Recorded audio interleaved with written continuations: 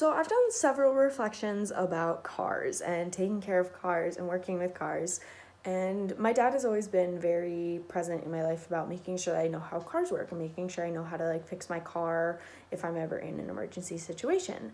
And in October, an emergency situation presented itself in which one of my friends' car died.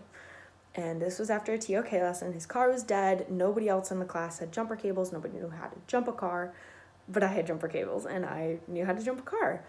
So I met up with Matt, I hooked up our cars, and I jumped his car for him after school. And this was the first time I've ever jumped a car on my own. I've watched my dad do it.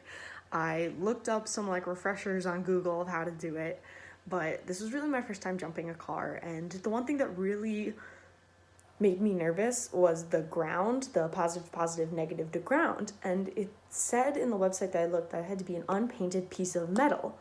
And Matt's car is a Toyota, so there isn't a lot of extra metal around in it. So it was just us scraping little pieces inside his hood and is this metal or is this plastic? And we finally found one, but it was kind of close to the engine, so it made me very nervous. But we plugged it in and it ended up working, and I charged up his car and he was totally fine. But just being in that experience and knowing again that I had that knowledge base, but also just being a quick thinker when he said oh, my car's dead, I don't know what to do.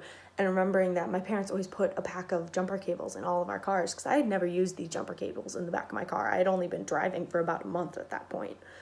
But just being a really quick thinker and being a thinker of no, I can do this. I don't need to call my dad to come bail us out.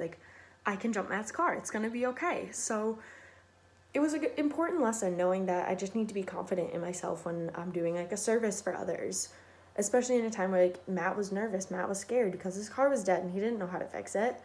So you just have to be confident in the way that you're thinking, in the way that you know what you're doing, because that's a huge lesson. Again, going into college next year, being strong in my beliefs is going to really help me with professors and classes.